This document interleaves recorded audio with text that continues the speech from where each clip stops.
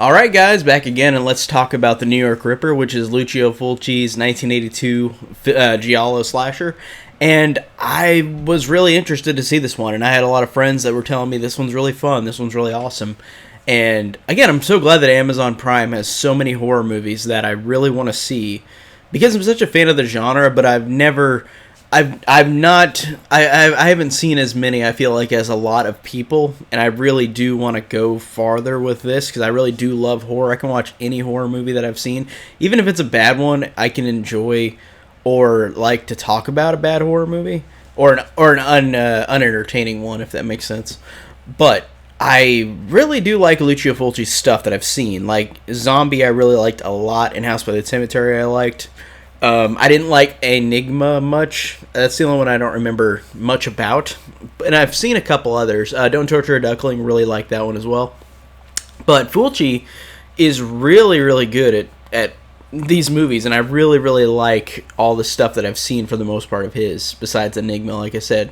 And it's not even that Enigma was really bad. It was just whatever. Like, I honestly just don't remember it. I watched it, and it kind of just was out of my head. It wasn't anything super memorable.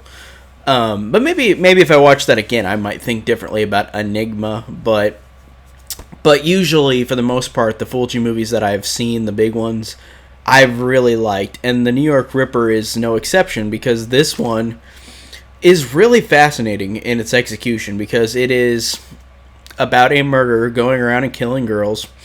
And I like the fact that this killer talks like a duck whenever he's torturing people or if he's on the phone talking to the police. I really thought that made this movie really memorable. It's going to make me remember that. Even if I forget about this movie, I'm going to remember that element. And I'm going to also remember the gore in this. The gore is really freaking good. Like, it genuinely surprised me in a few moments. Whenever this gore is on screen, and I won't spoil it, but the very last use of gore in this movie, it shocked me. I was like, yes, that's so awesome. So cool. And the gore is very memorable as well. I really like that both of those elements for this movie are going to be, for me, remembered. And I really did love those elements. And the movie also is sleazy as hell. Like, you expect it out of this kind of movie, it seems like.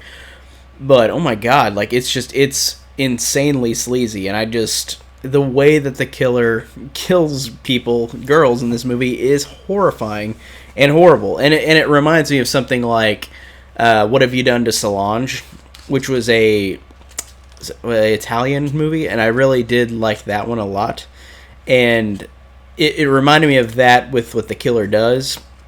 And again, it's just a movie. This one is just so interestingly well done. I really like it. And looking at the critic reviews, like, usually I don't try to look at critic reviews for movies like this, because typically movies like this are not going to get that much critical praise. But it's kind of hilarious looking at the reviews for this, because on Wikipedia they had a little article saying the reviews consensus for this is that Fulci is sickening, he's despicable, like, for doing this stuff. And to me, I'm thinking it's just a movie. It's gross, but it's a movie. It's not real life. It's not. There is a difference between real life actually happening and just a movie. It is just a movie. You're not seeing this actually happen. And I love when a horror movie can be that effective that it's not real and it feels like it is. I think that is really cool. It works very well because of that. And whenever I saw that critic review, I was like, oh man, I don't know if these movies are really meant for critics. And I could say that for any genre. Like, I know that there are movies out of the comedy genre or the romantic genre where, like, they get lambasted by critics, but then people still enjoy them. So it's not like I'm looking at the critical reviews on this as, like, a factor in liking this or not, because that's not the point. But I just thought it was funny seeing the fact that he was just so despicable making this kind of movie. Like, it just cracked me up.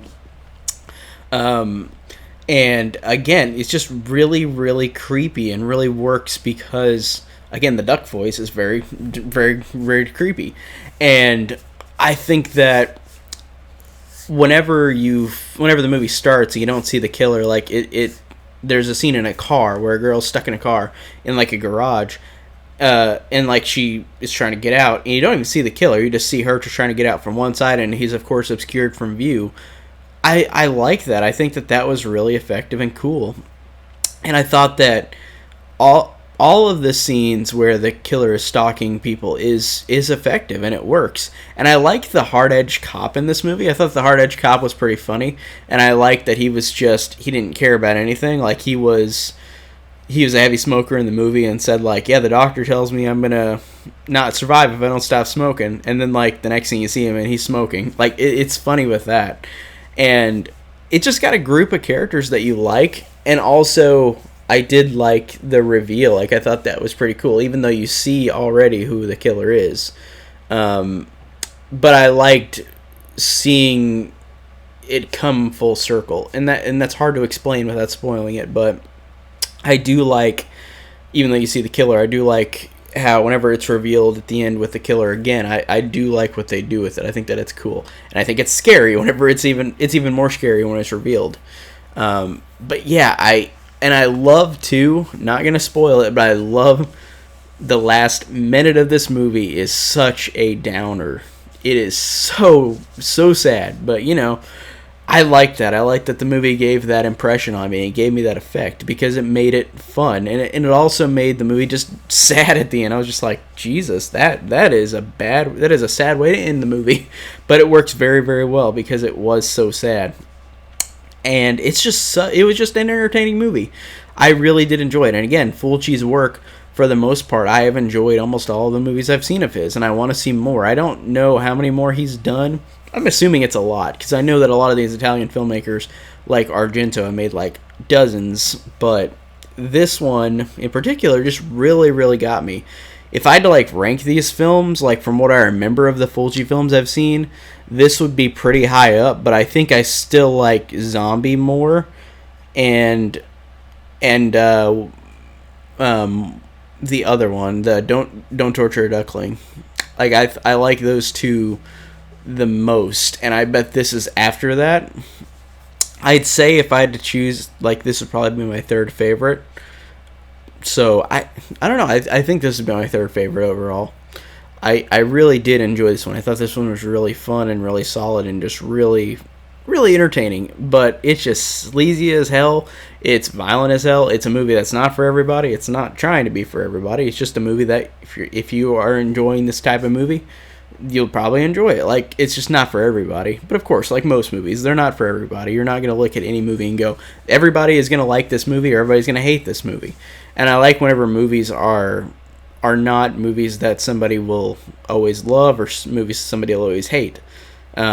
It's always interesting to see how people feel about movies, and I like that nobody has the same opinion. So yeah, like I said, if I ranked it, it would be like third if I had to pick. But also, I like House by the Cemetery a lot, so that might be like it's between this and House by the Cemetery. If I had to pick a third film, I don't know. I bet I'd put this over House by the Cemetery, but just by a smidge. But I still like that one a lot too. But yeah, Zombie, still really, really like Zombie and Don't Torture a Duckling. So this is still a good one. It's still really good. And again, I haven't seen all of Fulci stuff. I've barely even seen I bet I've seen like 5 or 6 of his. I bet there's one I'm forgetting on top of my head, but I really thought this one was enjoyable. So that is pretty much all I could say. Thanks, guys. See you later.